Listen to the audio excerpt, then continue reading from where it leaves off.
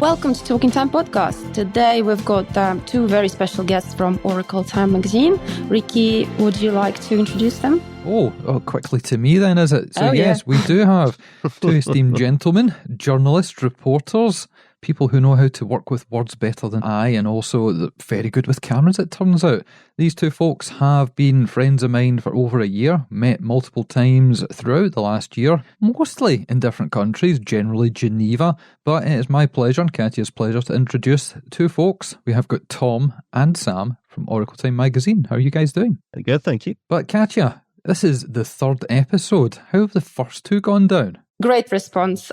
We had Mike Franz first talking about his journey into watches and his hobbies, football and all sorts of different things. And the next guys we had were from Bowcroft Watches. It's a new watch brand, beautiful watches based in Cambridge. Next one's Oracle Time. Yeah, we thought we'd save you guys until we'd taken the training wheels off, the stabilisers are away, and it's time to hit the road running. So let's talk to Sam first, because you're the picture that appears first in the magazine when we flick through. Try not to dwell on that picture too much. It's a very old one and not the most flattering in the world, as I'm sure you can tell people right now. Would I say such a thing? So tell us a little bit about yourself then, because perhaps the listeners don't know much about Oracle Time. They definitely should, because they should have copies of it coming through their door. I would hope so. So we are the UK's leading luxury lifestyle magazine for watch collectors. We've been going about 9 years now. I have been editor for between 4 and 5 years of that. And essentially, we try and run down the best of the best in the watch industry and tie that in with some good, relevant lifestyle content, all in a lovely, glossy print magazine with some amazing in-house photography. I couldn't agree more. Tom, would you like to add anything to that? No, that's pretty succinct. Yeah, we are just really trying to fill that niche for a luxury print watch magazine. Obviously with lifestyle elements as well, but very much focused on creating, the best content we can. So whether that's focused on reviews, news, looking at brands in depth, whatever it might be, we try and create a real story behind it, and something that people can hopefully sit back of an evening, relax, turn off their Instagram, their TikTok, all their digital kind of platforms, and have a good read of something. I think within the watch collecting community, I think it goes without saying that people enjoy analog things, and so we just feel like it really goes hand in hand with that, and that's kind of what we try and do. Obviously we have the website, we have other elements, we have YouTube where we try and sort of grow our following, but it is all sort of comes back to the print magazine really. And we as I think a lot of the listeners will hopefully know, because they get a copy of the magazine, we theme issues, we try and focus the content around different areas that are sort of linked to watches. So whether that's, for example, our latest aviation issue, or something focused on motoring, we try and sort of tie in those other interests with watches as well. That's kind of what we're about. We've been going 10 years. I sort of founded the magazine with my business partner. In complete honesty, it was a business decision. But we've sort of fallen in love with watches and the watch community and the watch world since. It's something that we really enjoy putting together every month, coming up with the new content ideas, shooting the watches, coming up with the design. It's a real sort of labor of love, I guess, producing each issue. No, I was just going to ask what the first issue was. That's always, it's always hard to get started. So how did you decide, this is what we're going first with? Yeah, well, I mean, I think we have about a couple of copies of the first issue left. I can't quite even remember the watch that's on the cover. But we initially set the magazine up in partnership with a retailer. Actually, that was kind of the leverage we used to essentially be able to print the magazine and afford to print it. We sort of leaned on their brands for advertising, in complete honesty. So for a while, it kind of had this weird relationship with this retailer. But after a while, we ditched that and it became sort of an entity on its own. I remember the first issue, we were going to press. My business partner was heading to Basel. We could only afford one of us to go. And we were signing off the magazine at 5 a.m. in the morning, just trying to get it all done so it'd hit the press first deadline, and we'd actually have a product to show people at Basel. But yeah, it's been a real journey and something that's hopefully developed in quality. But there's love always to see that first room issue. for improvement. I think. You should frame it as well. Is it framed? Oh, you've not seen it. No, they refuse to show it for me for some reason. I try and hide that one. I can agree with that. I remember the first issue of the magazine I worked on, or founded back in the day, and yeah, I hide that one well away. And if any issue ones appear on eBay, I buy them and burn them in bulk. The reason I mentioned earlier that people should know what your magazine is all about is because it was a gift for members of the Alliance. I know some people will be listening to this who aren't members yet because this is open to all. But Katya, for those people that haven't joined up yet, what are the member benefits? Well, just to say first, thanks to the guys for being our huge supporters from the beginning and writing about British watchmaking in general and covering British brands. It's been huge help for us. And most importantly, thanks for providing copies for our club membership of Oracle Time magazine, print copies. Always very gratefully received. Everyone loves them. And so one of our main benefits of joining really the Alliance is your subscription. I love getting it in the post. I know it's sort of more focused towards men, but I absolutely love reading it. It's great. I was actually wondering if you're going to move it on kind of towards the growing audience of female watch lovers. Yeah, I mean, we don't have any immediate plans. I don't think, in all honesty, we want to try and keep it focused. But I would say never.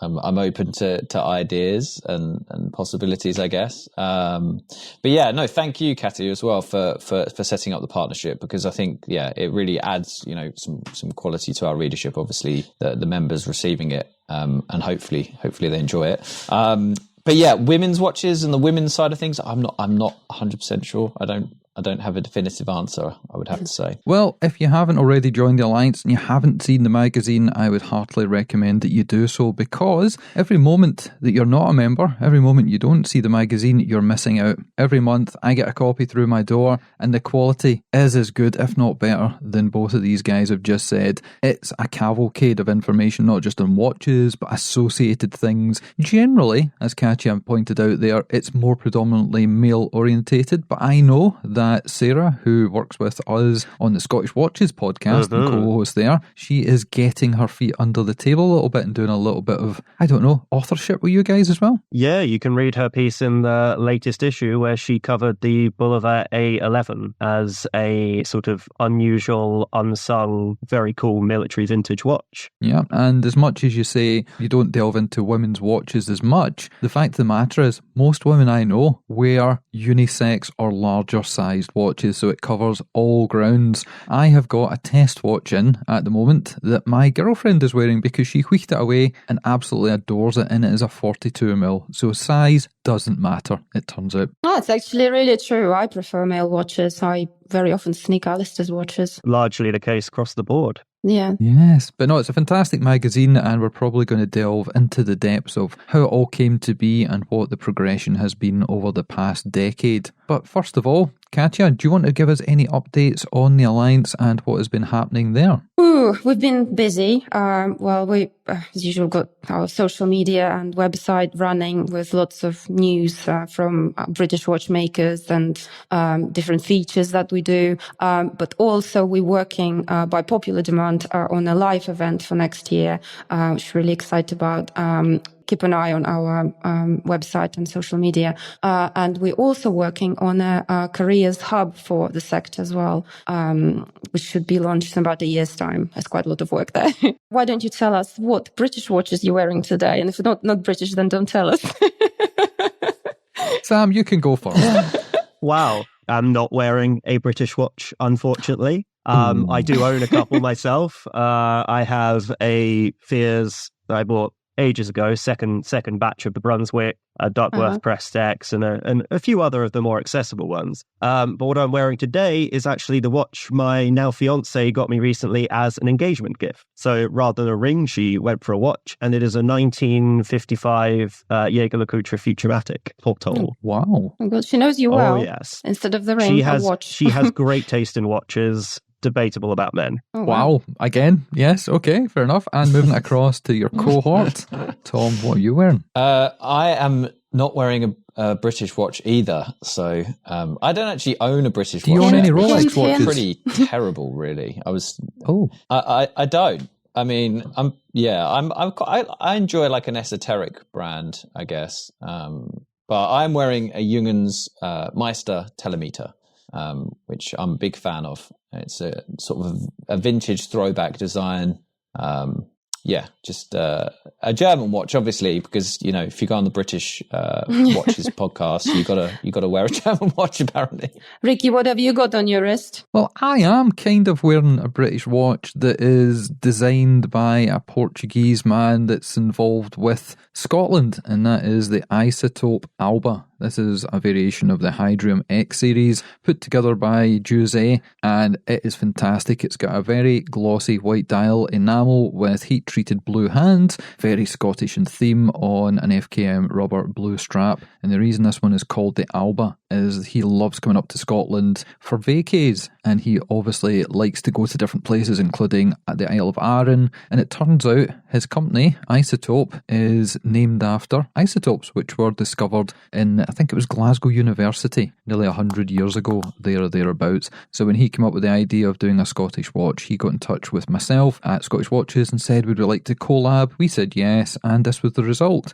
As we know, in this world of timepieces, there have been many slowdowns in the industry, knock-on effect from what's been happening with the pandemic over the years. So there was a slowdown in release, but I believe there are a couple of these still left if anyone is interested. Katya. Yeah, definitely. Yeah. Could I ask you what you're wearing? I'm not wearing a British watch. Only kidding.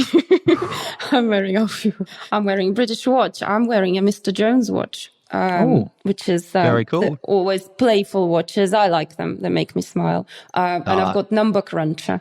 Nice. A choice influenced slightly by my 8-year-old son. He's fascinated by Number Cruncher because he eats numbers and numbers churn his tummy.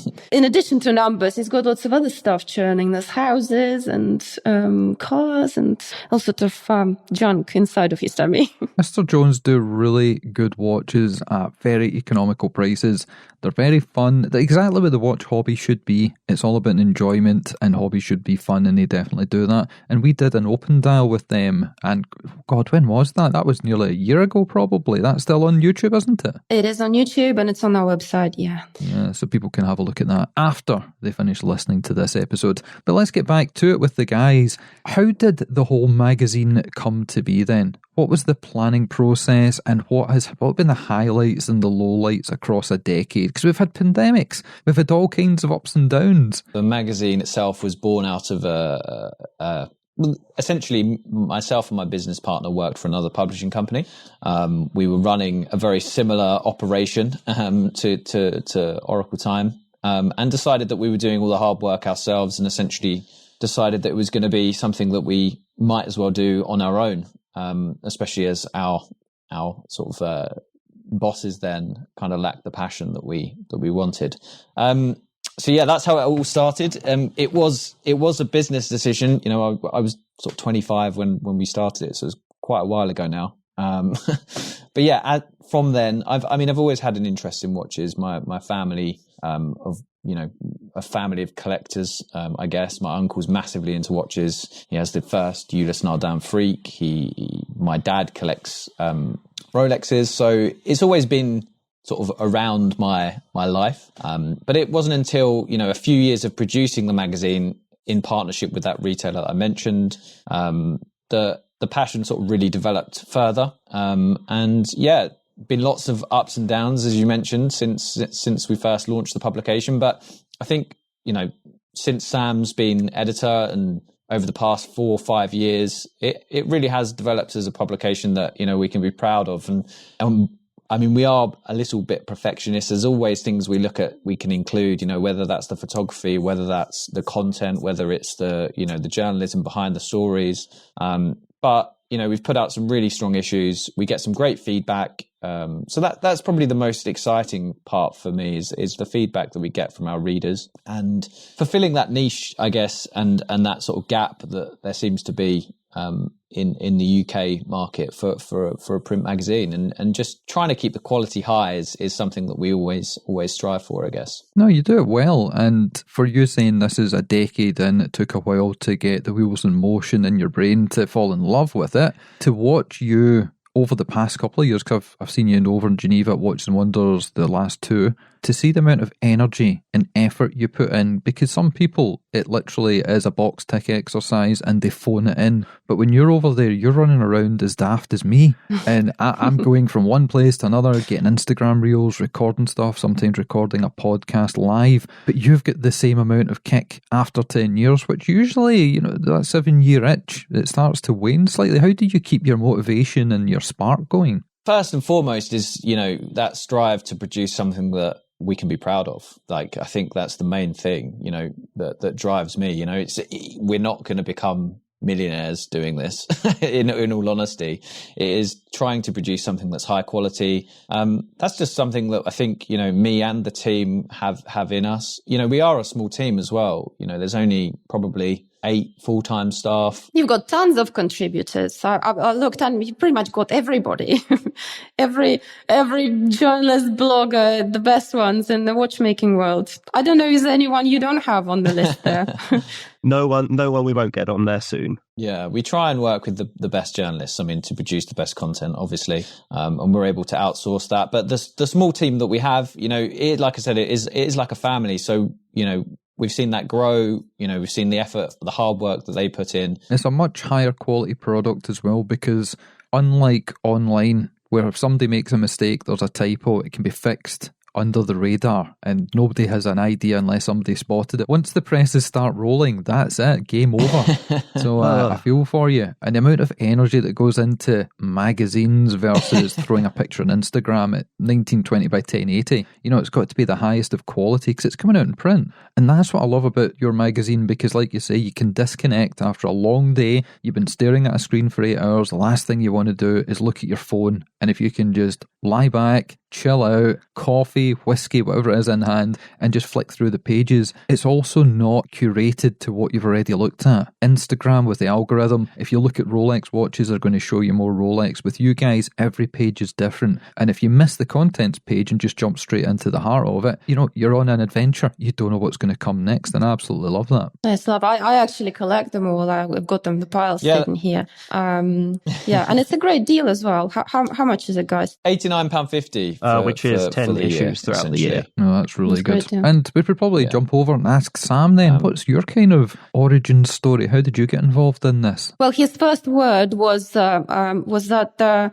complication? No, escapement. That was it. Oh, yes. There you go. it Actually, runs in his blood. That is a lie. My dad recently reminded me, it was chronograph. So really? There you go. So I was never going to escape the vortex of the watch world because my dad is also a watch writer. So I grew up surrounded by watches. Back when I was little, he was mainly sort of dealing vintage pieces and some funky military ones. But when I was sort of looking for work, he was one of the preeminent watch writers in the industry. That's not to say I got any jobs through nepotism. I actually started off on the Omega marketing team in 2012, and from there just kind of progressed over to the freelance writing side. First about just general luxury. Then when I met Tom and Mark after many events and many beers, I moved over to Oracle Time, all very naturally and organic. Well, you say that you fell into the watch world because that was a vortex that was going to draw you in like a black hole, but you could have ended up in cars or hi-fi audiophile. How did you end up in watches instead of one of those? I actually think it does go back to Omega more than anything, because that was just an internship to sort of get some experience, get into London. But their technical training at Omega, having to explain to people what a coaxial escapement actually is, was kind of infectious. Once you sort of start understanding how watches work from a mechanical standpoint, it's hard not to appreciate the minutiae of the mechanics in them. And from there, just think of not much else. The way I explained it to somebody recently, and I'm watching the same thing that happened to me 6 years ago happening to my girlfriend, who before she met me knew nothing about watches. And generally people don't kind of follow suit or follow into it, but she's absolutely grabbed the hobby and the lifestyle and ran with it. And the way that it kind of came to be explained was through the looking glass or into Narnia, because once you peel back the layers of what's happening today, you've got hundreds of years. And I've had the opportunity to go to the Omega Museum across in Biel, I think it is. When I was over there last year, I went to so many places in Switzerland, I can't remember exactly where it was. But you walk in at the beginning and there's parchment paper, quill and pad, and movements that were designed without CAD before computers had even been thought of. And there's this whole trajectory through the eons up to present day. And you can just fall completely down that rabbit hole for as long as you like. And there's always something new to learn. I mean, even more locally, the Greenwich Observatory with the original marine chronometers.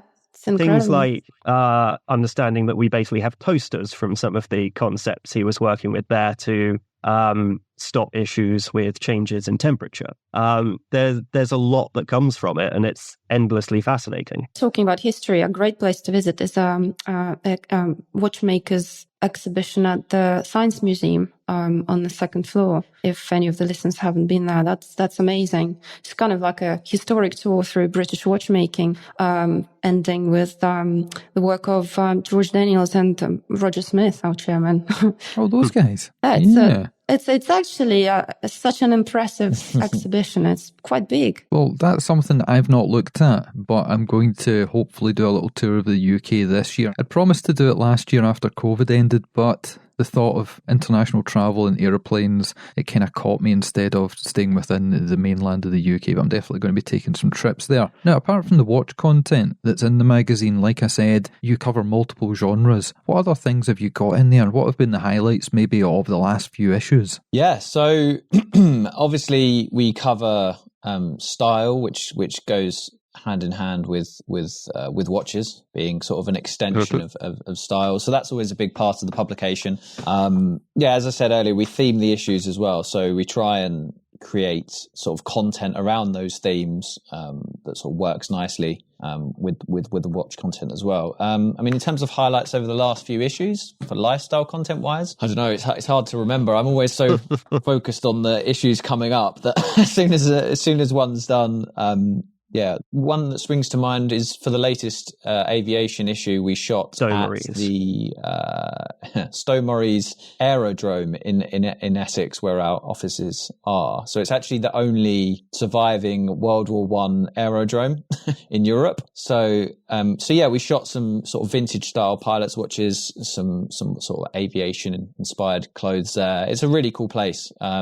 It's got some original World War I planes there. The mast is sort of been refurbished to how it would be back in the early 20th century. It's a really interesting place, and it just happened to be down the road from us, so it seemed like the perfect place to do a shoot. It's only a small place, but it's quite cool. Yeah, okay. Well, we'll give you an easier time of it then, and we'll ask, what current things are you guys working on or have recently worked on with British watchmaking brands? Because every time I flick through the pages, there's always something that catches my eye here in the homeland. We're always working with British brands because, number one, it's great to champion them, being from, we're a British independent company ourselves, so it's great to sort of work with similar brands. And I think that at the moment, British brands are creating, some of the most exciting products, really, in watches, especially in terms of design. You look at brands like Isotope, Farah, Christopher Ward, Studio Underdog. They're all creating something that is very different from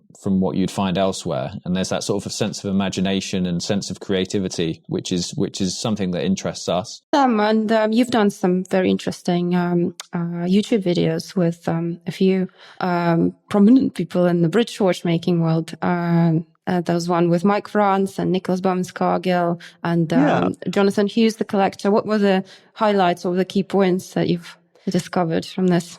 So Jonathan's knowledge of CWC is second to none. The guy knows absolutely everything there is to know, which is phenomenal, and his sort of love of the brand is infectious. With Nicholas, he always my mind boggles at his sort of obsessive attention to detail with pretty much everything, and realizing that was from the inception of Fears, not just something he picked up along the way. And Mike France is Mike France, absolute legend of the British watch industry. So people want to find out more, they can go have a look at them. Yeah, they were great videos. They're on your website, right? And on your YouTube channel. Yeah. Quite interested in talking about British watchmaking. What are your top British watch choices this year? What caught your eyes? I mean, if we're talking eye-catching, pretty much anything Farah do at the moment. The moon phase is stunning, isn't it? Yeah, we had the blue dial pink moon version in, and the images don't do it justice. It's a big slice of color on the wrist. I absolutely loved it. But pretty much all of their sort of watch drops, there's always one that for me stands out. And that's not to say I dislike the others. I like them pretty much across the board. But there's always one that really makes me want to get my card out and just get it there and then. I think for the 36mm Landers they just did, it was the sort of sea green one, a really gorgeous teal dial. And their sort of approach to color is phenomenal. But I think that's something the British brands are pretty good at in general, is colour. Yeah. What about you, Tom? Specific watches. I really like the Isotope, the Exit that they produced. I think that was a really cool watch. Interesting theme. Big fan of what Schofield Watch Company do. They produce some really cool looking watches. I can't remember the name of it, but the Japanese Beta, inspired I think. watch. Yeah. I'm just on the website. A version of the Beta. Yes, yeah, the Beta. Really, really cool. The watches are stunning, especially the case back. There's always a surprise. Mm-hmm. So when you... Yeah, they're kind of slightly under the radar as a watch brand, I think, as well. They don't necessarily get as much attention as some of the other brands out there. But yeah, their Japanese Beta is one of my favourites that I've seen. It's one of those watches where you spot them somewhere at a watch show and you have a look at it. You always ask them, take it off, let me see the case back as well. Yeah. It's just too special. It's always cool spotting one of those in the wild. Oh, it's always good spotting something that you know about that maybe other people just glance on by. That's one of the best things. And you're right, the colour schemes that the British watchmakers are bringing out just now, I mean, Studio Underdog, that's probably right at the top of the tree when it comes to fruitful labours and the different colour schemes that he comes out with. And we've got to remember, his brand's only a couple of years old. But no, it's fantastic to see so many British companies pushing the envelope forward and actually collaborating and working together. We mentioned in the first episode, Fears working with Mike France and Christopher Ward to produce a limited edition watch for the Alliance. And I know there's plans afoot with other people doing other things as well. There is, and something's happening, but don't tell me shh again. Something, hopefully, in the end of this year. Sorry to interrupt. I was just going to say also something that we've got coming up. We've got a collaboration in the pipeline as well. So it's something that worth bearing in mind. It'll be exclusive for our subscribers as well. Somebody tapping a pen. Yeah. He got very excited about it. He did. Collaboration. I could hear your tail wagging and hitting off the desk there. But there's another thing to keep an eye on for later on in the year. Now, you've been going for 10 years. Yes. Things have changed dramatically. Instagram became popular around about 10, 11 years ago, but for watches, it was a lot closer to now that things really took off. How have you seen the developments within the watch industry and the watch community over that period of time? I think from my perspective, I think the word like community is probably the key part. I think, there's always negatives to social media, but one thing that is a huge positive is the way that it has created this community in watches. And I think that now more than ever, I mean, I think probably 10 years ago, there was probably a lot of isolated men and women looking at watches on their own, not really with anyone else to share them with or to share their passion with or their hobby, as where now, there's this massive web of collectors, watch lovers, which is, great to see, and you can share information much more easily. So yeah, that's played a huge part. And also just, the popularity of watches has really hit mainstream through social media. I mean, none of that would have been possible. The stuff, like the Moon Swatch, like even like the Fears Christopher Ward, those sorts of things really resonate with social media, and I think that's been a massive positive for us. It's always a hard nut to crack, in all honesty, social media, because we are a platform. We're not an individual. We can't be that personality in front of the camera quite as well as an influencer. For us, it's a little bit difficult at times, but obviously we try and just keep promoting the publication, promoting our website, and sort of creating. I don't think you're doing too badly, Tom. I think you've got about 20k plus followers. That's not bad at all.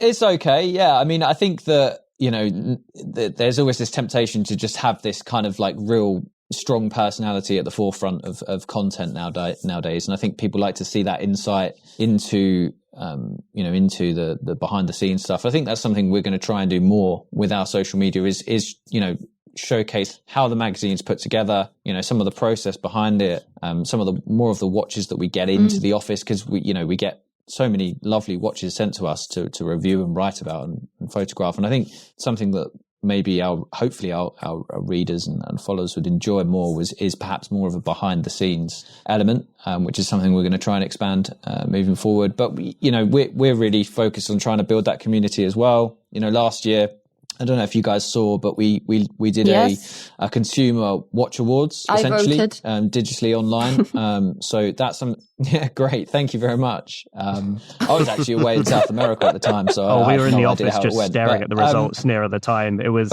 incredibly close, right up to the 11th hour. Yeah, I mean, that's something we really want to try and keep pushing, is because, you have all these great events like the GPHG and these other watch awards, Watch Pro doing awards, and that's all good. But what we want is something that consumers can vote for and just have like any watch can be entered, essentially, because, that we don't want sort of barriers to entry or anything like that. So who won last year, and what were the top contenders? So last year, the Seiko Kodo. Oh, good. Grand prize winner for many very good reasons. Yeah.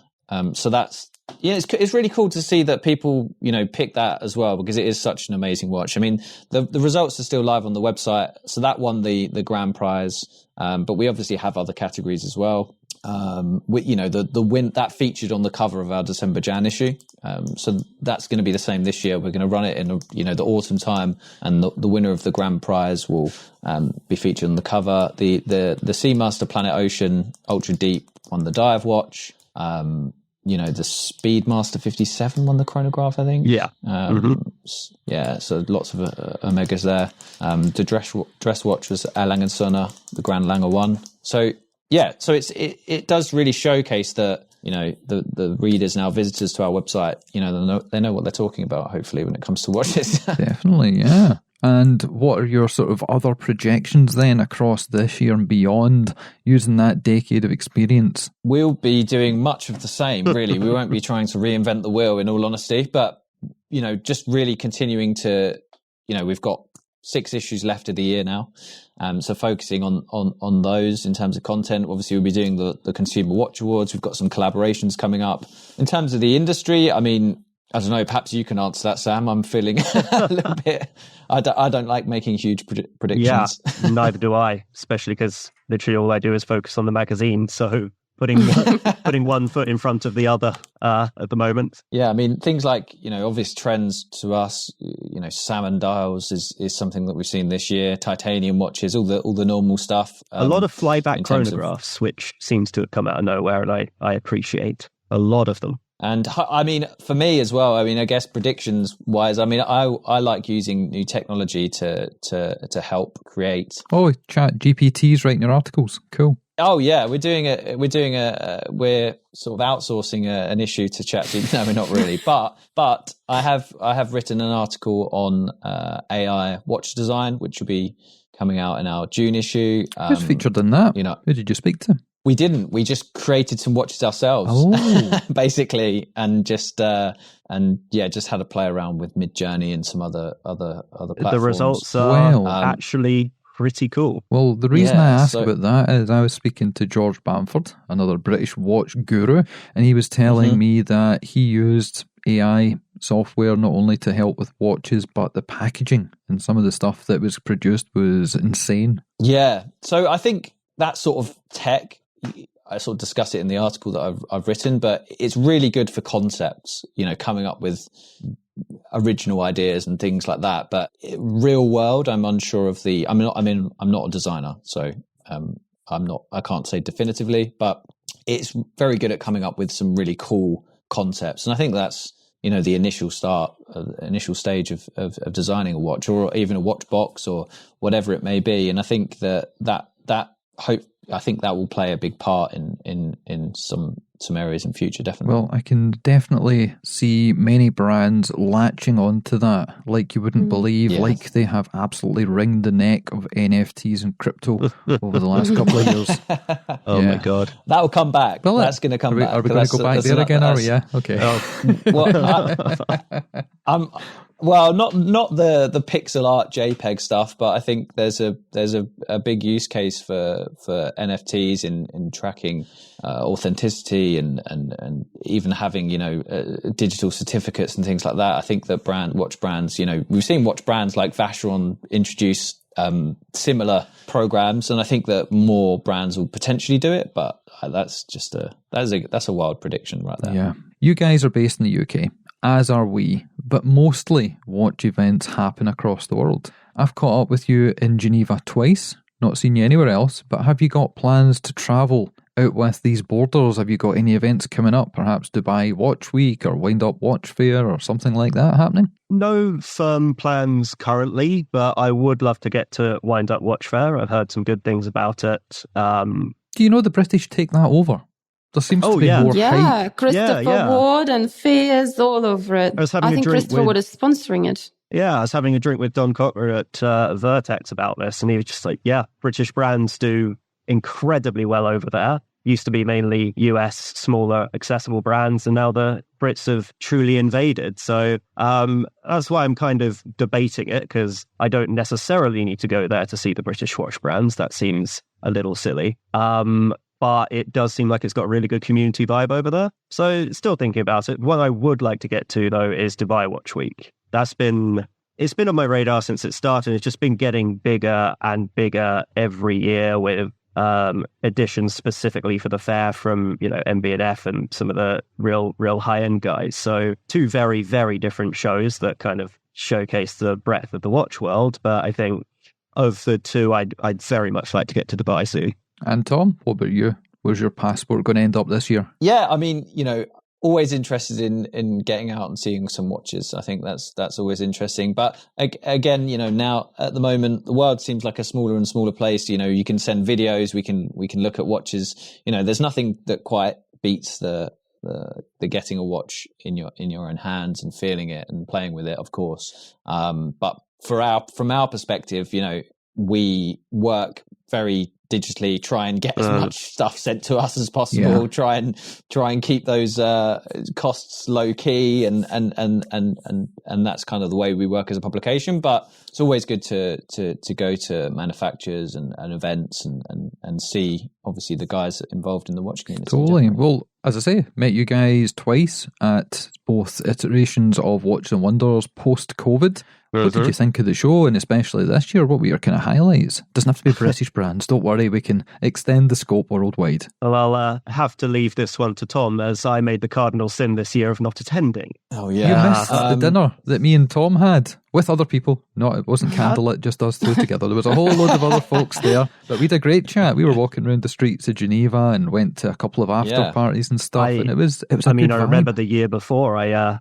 don't doubt that. Yes, yeah. So this year then, Tom, over at Watches and Wonders. Yeah. I mean, there was some, I thought it was a particularly strong show this year. Obviously, it was incredibly busy as a whole other market there at the fair itself. But yeah, I mean, in terms of my favourite releases, it's quite a lot to choose from, really. But some that stand out, obviously, the Oris Pro Pilot Kermit, really cool. That is on our features on our cover, latest, yep. Yep, features on our latest cover. I love the Carrera glass box. I thought that was very interesting. The Grand Seiko Majestic White Birch makes me wonder how long it is until Grand Seiko actually just produce a bit of birch with a movement in it, because it was really amazing, the finishing across the case and the dial. yeah, the Cartier Tank Normal was really cool. Obviously, the emojis, the Rolex emojis were disgusting. Everyone knows that. So, no, there was some really, really nice watches. You know, as always, there's just so much to look at, and it seems to be more and more each year. But I thought there was some real imaginative stuff as well. One of the highlights for me, largely because we got it into the office a good sort of month or so before Watches and Wonders, was the IWC Engineer SL, the sort of more retro, faithful to magenta version. And that was gorgeous. Otherwise, I think I went to the Vacheron manufacturer a few weeks before to go see the new retrogrades, and the Salmon Dial Patrimony is absolutely stunning with the blue numerals and lettering on it. I thought there are some really, really good high-end pieces to see. Yeah, I'd have to agree. And also what I remember most from this time around, because I felt as if this show was the COVID hangover. Last year, you had the 222 from VC, you had the Grand Seiko Constant Force Tourbillon. There was nothing quite that high.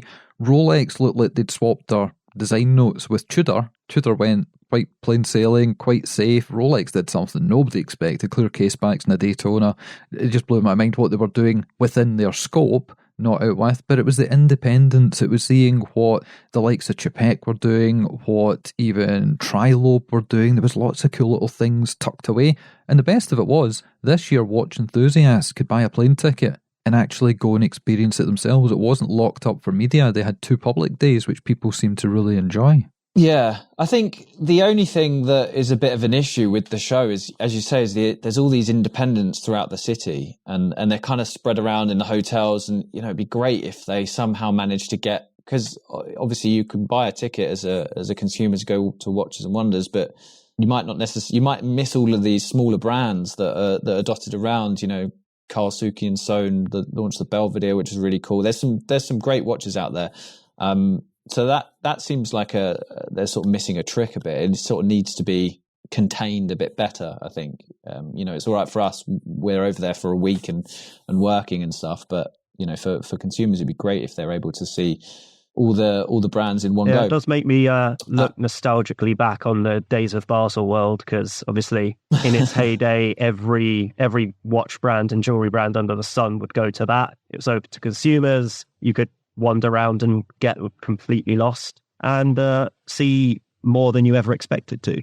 It's thanks to Basel World that I ended up sitting in this chair with this microphone in front of me. If it hadn't been for the eye-widening experience, as I say, of going to Narnia and walking through the front doors and seeing all the splendour and luxury in front of me from brands I didn't know exist, I wouldn't be doing this, and this wouldn't be my career, and I wouldn't be involved in this hobby, this community, and this industry. So the shows are something I owe a lot to. And with Katya working on something that everybody in the UK can look at next year, I think we're on the up and up, Katya. Yeah, fingers crossed. I think it's worth mentioning as well to our listeners that someone wanted to know a bit more about what was happening at the Watches and Wonders. They should listen to Rikki's own Scottish Watches podcast, because I think you did a couple of episodes on it, haven't you? We did. We were working almost as feverishly as Tom was, and I'm genuinely saying he was running around like a blue arse fly. Him and his team were going crazy, which is brilliant to see, because a lot of people take the foot off the gas and they get wined and dined and enjoy the lap of luxury a little bit too much without bringing the content forward. And the whole reason I go is to talk about, when you put that watch on your wrist, how does it feel? Is it heavy? Is it lopsided? You can't tell that from a render or an Instagram reel.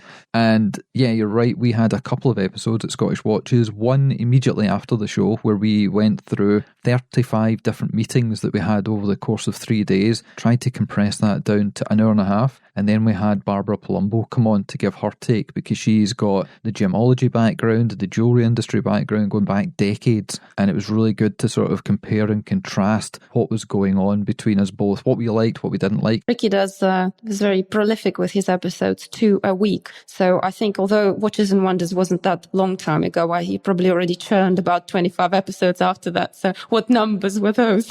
Oh, God, I couldn't tell you. I would have to look back, but yeah. So scroll back on the website, and then you'll see them there in about a couple of pages. Yeah. Well, I think that is the end of the show. And before people go, Obviously, if you're not a member of the Alliance, then you need to rectify that situation momentarily. And if people want to check out more about Oracle Time, what you guys are up to, look at your online platforms as well as obviously the print publications, how can they do that? Well, the main place would be to head over to the website, which is oracleoftime.com, where they can find the magazine subscription, our newsletter, obviously all the most recent watch news releases, content, reviews, and yeah, that's the main place. And obviously, all of our social media is linked on there as well. So it's best to just head over to the website. Brilliant. And Katya, for people that want to sign up, because obviously listening to this show and finding out what they're going to get when they become a member, how do they do that? Well, same thing. They go on our website, britishwatchmakers.com, and there's a join in button there, and you can read about all the benefits that you get. So yes, do please join us, and you can get a free subscription to Oracle Time magazine for 1 year. Print. It's obviously the biggest benefit by well, far, it is. obviously. It is. It's a great benefit. Yeah. Thank you very much, guys, for joining us today. Thank you. See you later. Thank you. Bye. Take Bye. care.